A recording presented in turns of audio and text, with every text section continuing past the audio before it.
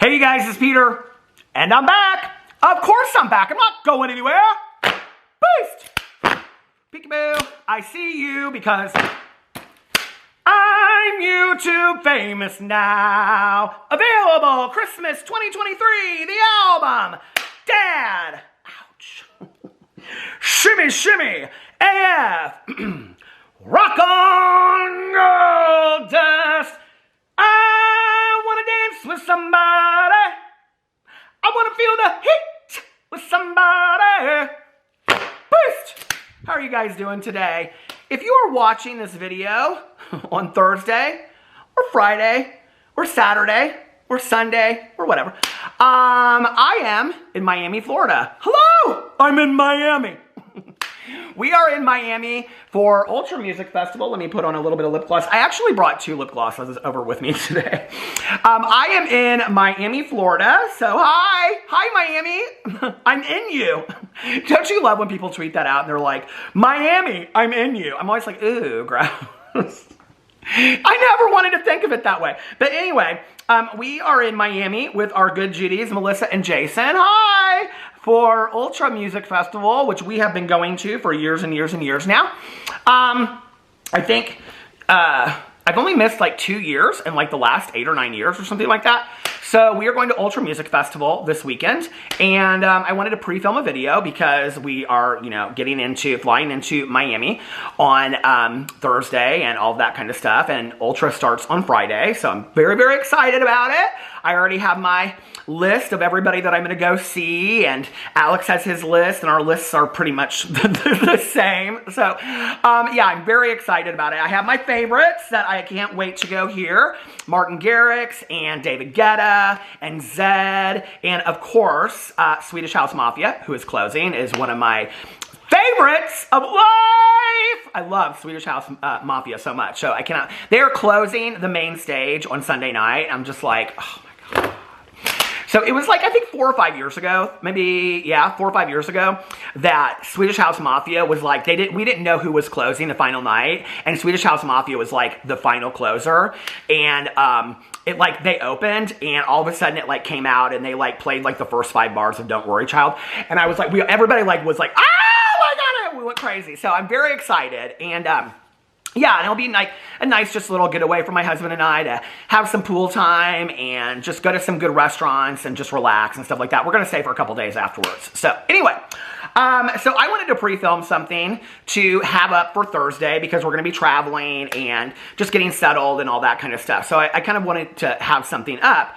And I was going to do like, unpopular opinions video or a Q&A, and I might do one of those this week. So if you want to offer a question, I'm thinking about actually on my Peterisms channel, people have been asking me to do a recovery Q&A, and I've really been thinking about doing like an addictions and recovery Q&A about my life, just based on my experience.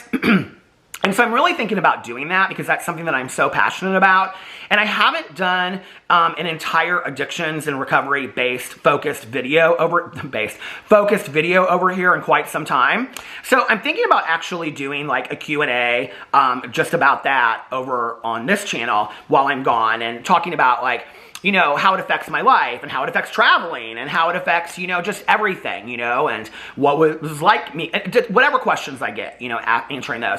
But then I'll probably do like an unpopular opinions video, and then I will also do a video with my husband because he always asks me, he's like, are we going to do a video together while we're gone? Because we typically, while we're on vacation, we do a video together. So if you want to ask us a question or ask me a question of any of those things, make sure that you're following my Instagram, at Peter Monn, and that's usually where I post the questions and stuff over there, so on my Instagram stories. But I was thinking about different topics that I kind of like watch, you know, on the side and the sidelines and things like that, and I kind of wanted to do like a full video talking about Mikayla Nogueira because Well, just offering my opinions about what I think is the problem with Mikayla Nogueira. And do I think that that problem can be fixed, or do I think it's going to hurt her down the road? And I've said in many videos of mine, when it comes to like non-disclosing and things like that, if she continues this way, it is ultimately going to hurt her and it's going to hurt her brand, right? But I wanted to talk about several different things that she's been criticized for, you know, the changing of her voice over time. And I specifically want to talk about that because I have some opinions that I could be wrong about. But I want to talk about that. I also want to talk about her addressing certain topics and her not addressing certain topics. And I also want to talk about where she started and where she is now and her relatability factor, because I think that that in the long run will be something that affects her, you know? And so, and let me tell you how I came up with this topic. So, you know, in 6.5 years of doing YouTube drama, there are a lot of people that I have followed, and then I go back and I watch their videos. Jaclyn Hill, I've watched many of her videos from when she first started. Tati Westbrook, I've watched many of her videos from when she first started. Jeffree Star, you know, he didn't start much before I did, so I was kind of like, you know, at the beginning, kind of to some degree. You know, James Charles, all of it. Like, there's a few people that I haven't watched, you know, way back in the day. Shane Dawson, I didn't watch his videos way back in the day. Trisha, I didn't watch some of her videos way back in the day. But when it comes to beauty influencers, I've kind of gone back and tried to at least educate myself a little bit on what they were doing when they first came back, or first came around. And so, with Mikayla, when Mikayla started getting talked a lot about, I didn't really know much about her. And then around the New Year's, when she was talking about drama channels and stuff, I was like, okay, this is somebody that I need to like educate myself on. And so, you know, it was real easy because most of everything that Mikayla has is on TikTok. And so it's real easy to go into TikTok and just, you know, bang out, you know, 20 TikToks in a row and just watch how she is and how she presents and things like that. And I began to form an opinion about what I thought of Mikayla and how she is. Now, I have to tell you, you know, it's real interesting to me when you look at people and their opinions about somebody. And I'm not going to take your opinion away. If you like Mikayla, you love her, hey, more power to you. If you don't like Mikayla and she's just not your thing, that's your business too, right? But I think it comes down to people are being mean or people are not being mean or whatever. Like, you can like who you like, you know what I mean? There's a lot of celebrities that people are like, I don't like, okay? Or you don't like, or whatever. Like, I love Nicole Kidman when she's like in a movie, but I do not like Nicole Kidman like in an interview or just standing there. She drives me crazy. Renee Zellweger, same thing, okay? She's just not my cup of tea. But Renee Zellweger in like a movie or a TV show, she's fantastic. Why is this going in? Come on, come on, come on, get with me. It's focusing. Okay, so, but Renee Zellweger is another person that like I have a hard time, like just when I see her like in interviews and stuff, I'm just like, she's just not super likable. But as an actress, I think she's incredible. So I can appreciate her talent, but that doesn't mean that I have to like her as a person necessarily, right? And that doesn't mean that I'm being mean. That's just my opinion. It's my opinion, right? So there's a lot of opinions, but I think it's interesting when you talk about the beauty space because, you know, Mikayla has done several things at this point that are completely unprofessional. I think that that's fair to say, with non-disclosing and whatever else and all this kind of stuff. And you know, one brand partnership after another. And, you know, is she getting paid for these things? And she doesn't always disclose that and whatever. And it's interesting to me that more people in the beauty space are not calling her out, you know? And but if you look back at 2016 and 2017, when we were seeing this on YouTube, and it was Jeffree Star and James Charles who were at the top of their game, people weren't calling them out either. And the reason why was because they were at the top of their game. And people were afraid to call them out because if they called them out, then it would make them look like they were jealous or they were starting drama or, you know, whatever. Like, and how are you going to call out somebody that has 20 million, you know, subscribers and is getting 20 million views a video and whatever? It's like, okay, there was that whole power dynamic, right? And I think to some degree that is why people are afraid of calling out Mikayla. And it's kind of, to be honest with you, it's inauthentic and disingenuous because I feel like there's a lot of these people that the reason they don't call out Mikayla is because they wonder, what can Mikayla do for me down the road, you know? And if I were Mikayla, to some degree, I would wonder, who can I trust? You know? Who can I trust in this beauty space when this person's wanting to, you know, say this, you know, or get in a video with me about this? And I was kind of surprised she even did a video with Nikki Tutorials, honestly. But anyway, so, because if, in all honesty, if Mikayla were smart, Mikayla would probably just stay in her own lane and not start collabing with a bunch of people and just do her own thing. That would probably be smart. But when I was looking at all of this, you know, and I was thinking about what is the problem with Mikayla? Well, there are several problems that people have with Mikayla, okay? Now, I will tell you the reason why I think that why she rose to fame and people really started liking her so much to begin with is, I will say this, okay? As somebody that has watched a lot of beauty influencers, and no, I'm not a beauty expert, Mikayla does have natural talent. She really does, to do these looks and things like that. She's pretty talented, okay? So let's credit the girl where credit is due, first of all, right? But then you talk about, and I think this is kind of the story that's old as time. You know, she started and she was working at Ulta, and then she all of a sudden was like, I'm going to start this TikTok thing and see how it goes. And it took off for her. And then all of a sudden, she rose to fame. She's making millions of dollars. She's getting brand trips. She's buying her first house. You know, she's buying Chanel purses. And to a lot of people out there, it's the American dream. Mikayla is the American dream, right? Okay, and that's relatable to people because people are just working, you know, 9-to-5 jobs and they want the American dream too. And so when Mikayla's on the rise, she's the American dream. But what happens, and what is, to be honest, not her number one criticism is not brand partnerships and Lashgate and all this kind of stuff. Her number one criticism is that she has lost sight of who she was when she started. When I see people criticize Mikayla, that is the number one thing that I see that people criticize, is that she has lost sight of who she was when she started. And that she's now all about the brand names and the houses and the trips and all this kind of stuff. And I've always said, in talking about all these people, like, you can have an extravagant lifestyle, but don't shove it in people's faces and bring your audience along for the ride, right? Like, make sure that when you're buying that Chanel purse, you're super thankful to your audience because they're the ones that ultimately bought you that Chanel purse. Like, be thankful for the life that you have, right? And so I think a lot, Mikayla is coming across as like Jaclyn Hill 2.0 a little bit, where there's a lack of gratitude and whatever. But the thing is that I have watched enough Mikayla videos where Mikayla has shared really personal things about her life. If she continued to do that, I think that relatability factor would be fantastic for her. I think that she would still hold on to a lot of her audience. And I don't know, she's probably not watching this video. She has never commented on one of my videos. She's never mentioned me. I don't know what she thinks about me. I'm sure she probably knows Peter Monn is out there making Mikayla Nogueira videos. I don't know what she thinks, but I would give her a piece of advice. Mikayla, please stay humble.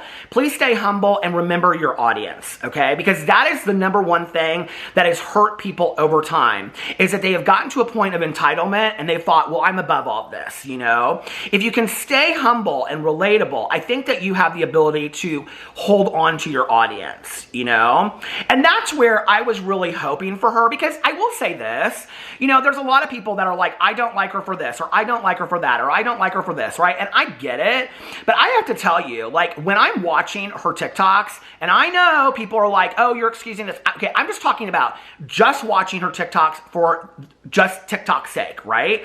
When I'm watching some of her TikToks and she's doing like the video where she was like testing the lipstick on the breakfast sandwich, I lived, okay?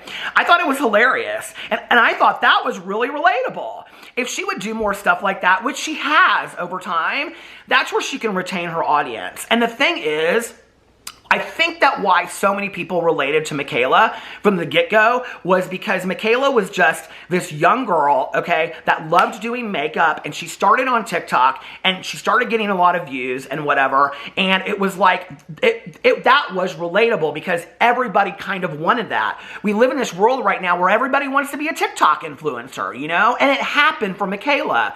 And so since it happened for Mikayla, maybe it could happen for a bunch of other people out there. And it gave a lot of people, I think, hope to some degree, right?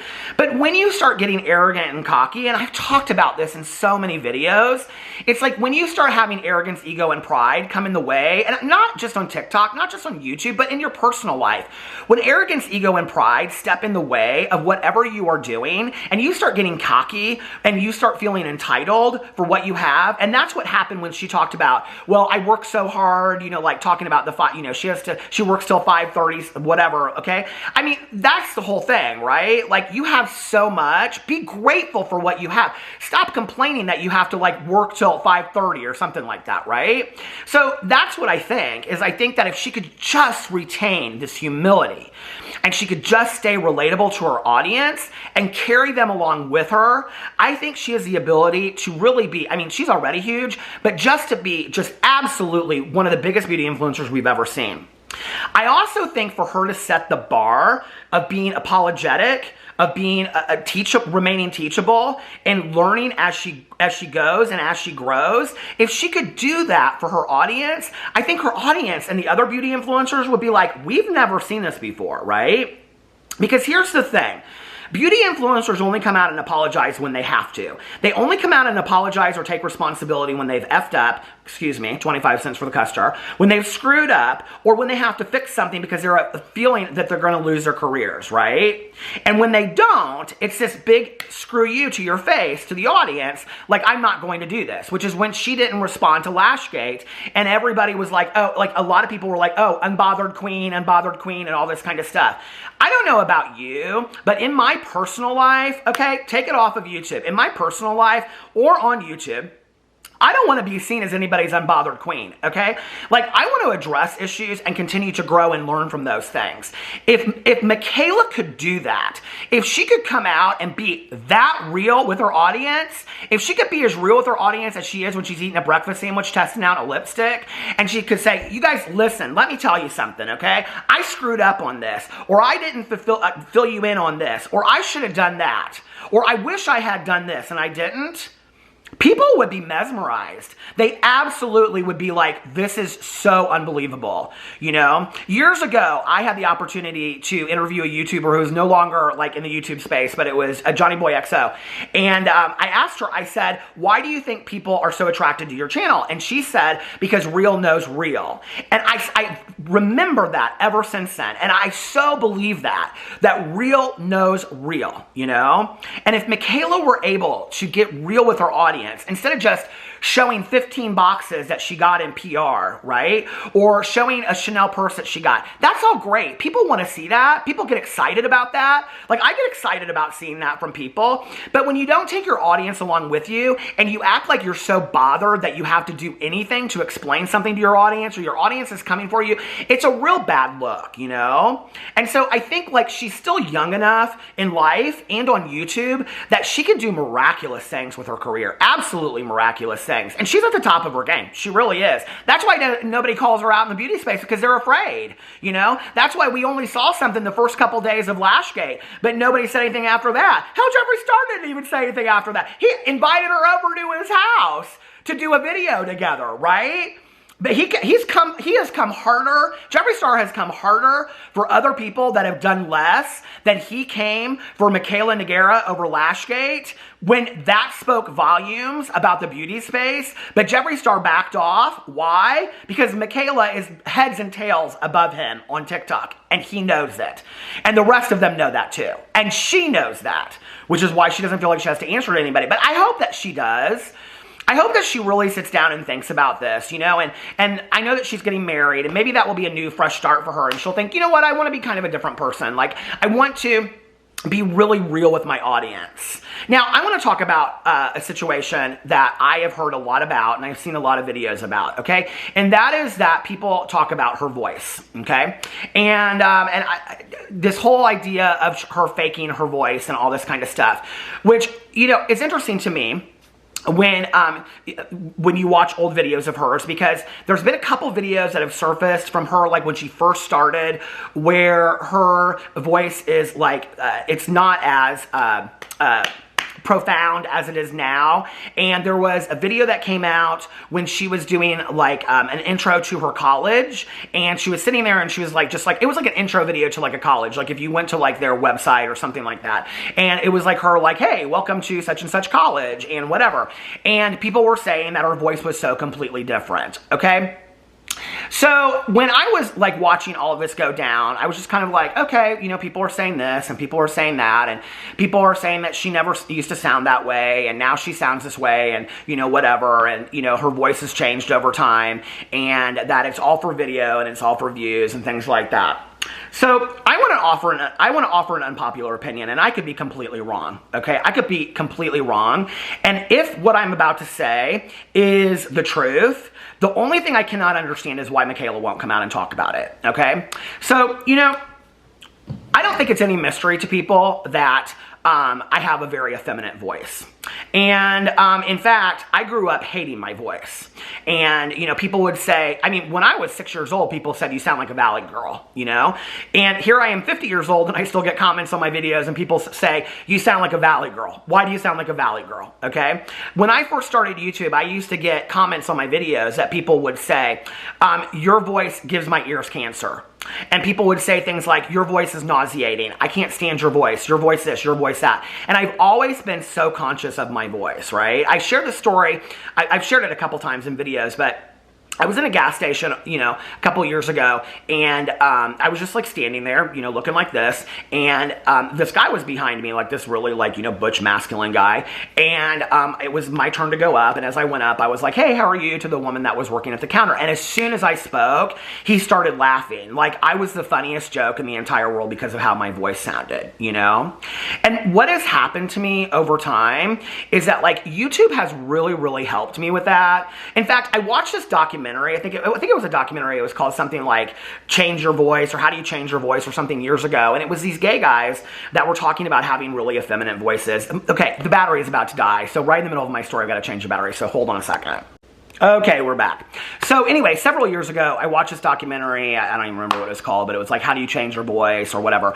And it was about these gay guys that were going to this vocal coach or one gay guy or something like that. And he documented his journey in trying to deepen his voice and how to change his voice, And I was thinking about it because I had been on YouTube at the time, like 2 or 3 years.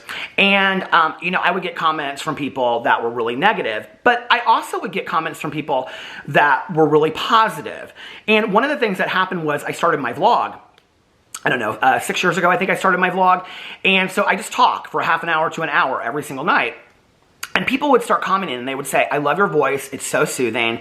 Your voice calms me when I go to bed. Nobody had ever told me that before. Nobody had ever told me that my voice was calming or that my voice was whatever. And I'm sure to many of you out there, it probably isn't. And that's okay. And what it helped me do was it started helping me learn to love my voice. And then what I started to realize was it didn't really matter what the comments were that people, were saying, positive or negative. It really mattered how comfortable I was with my voice and how I felt about my voice.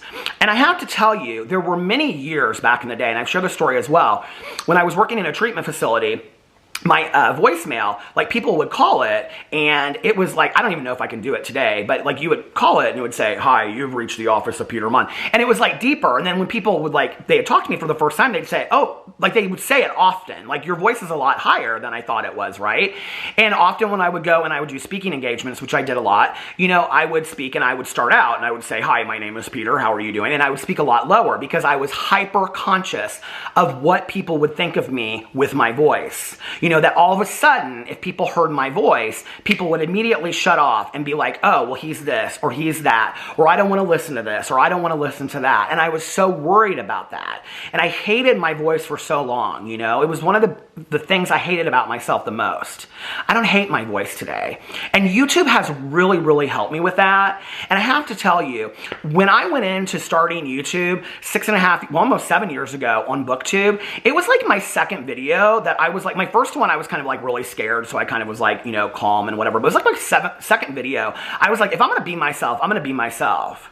So to some degree, I'm wondering, and I could be completely wrong, I'm wondering if Mikayla has, over years, like myself, taken issue with what other people have said about her voice, and has at times, she has tried to make it a little bit less profound, in a college video or whatever. Because I can tell you, if I had been asked to be in a college video when I was 18 years old that was going to be on a website, I definitely would have been hi, welcome to Indiana University. I would not have been hey girl, what's up? Welcome to Indiana University. You know what I'm saying? So I don't know. And I don't really take any issue with Michaelas Voice at all. I think it is so characteristic of who she is. And, at this point, it's she gets called out on it so often. I'm kind of, to be honest with you, like, if that is the case, and Mikayla has had, you know, insecurities over the years about her voice, and so in the past, whether that was her entire high school experience, because it's something that you can do over a long period of time, trust me, I know, or, you know, it was just at certain moments that she kind of, like, you know, played it down a little bit, and now she's on TikTok, and she's like, you know what, I'm gonna be who I am gonna be, and if people don't like it, then it is what it is. But it's like, we're always trying to find evidence to the contrary, instead of looking at why something might be, and I don't know, I could be completely wrong about that. That's Mikayla's story to tell, not mine, but it's just something I was thinking about, because I was like, you know what, I really relate to that if that's the case, you know? And I also think when we're talking about, you know, if we're talking about Mikayla, you know, exaggerating, you know, her voice or exaggerating something else because she wants to, whatever, you know, this is all entertainment to some degree. And I think that, like I've said this before with other people, it's like, you know, there's so much to criticize people for, you know, and I try to always, like, stay in the professional realm of it. Like, let's criticize people for not disclosing brand partnerships, or wearing eyelashes, or making fun of not wearing eyelashes, because she just did that recently, you know, or, you know, or wearing filters when you're doing a makeup review, or not disclosing that it's a partnership or an ad or a brand trip or something like that, right? Like, there's so much that you can talk about with any of these people that it's like, I don't know why, unless it's something that is, like, really speaks to their character of who they are as a person, you know, and, like, if she's doing all this and then people are like, well, she's absolutely 100% a liar because of this, and I mean, maybe those people feel like they need to talk about it, but I don't know, it's just like, you know, here's the thing. Mikayla, for having been on TikTok for just a few years and sharing so much of her life, I think, I wish her the best. I really do. I mean, I'm going to continue to talk about the things that are not professional that she does. Trust me. I'm going to continue to talk about the non-disclosing of brand deals, and when she just flashes them up there, and when she doesn't do it appropriate to the FTC. If she does, I hope she improves. I do. I hope she improves, and that we don't see that anymore, you know? And if there are other things that come out, I'm going to continue to talk about them, you know? But I also think that at some point, it's like, you know, maybe we don't need to stay out of the weeds a little bit, you know, like, that's my whole thing, is like, stay out of the weeds. So anyway, I don't know, I just wanted to talk about that, and, you know, I hope that, you know, Mikayla will really take into consideration how fast and her stuff is growing, and how well things are doing for her, and really take a look at that and say, you know, I could be something. I think, like, this is the thing for me that I've always said. Like, when I did a lot of Tana Mojo videos back in the day,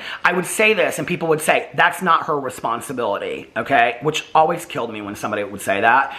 But I would say, you know, Tana Mojo has this audience that's like 18 and younger, and, like, she could be doing so much good. Like, the platform that she has of millions of people that are 18 and younger, that she could be speaking to them and really making some, like, serious change in the world, right? And I would say the same thing about Mikayla, even though her main audience isn't necessarily 18 and under, but she does have a younger audience, right? It's like, Mikayla has such a platform that she has the power to make some serious change with that, right? And really speak some real truths about the beauty space, unless she doesn't want to, unless she is the real problem within the beauty space and she doesn't want to bring attention to it, right? But she could be the realest, most authentic beauty influencer in the beauty space, and she'd still make what she's making today.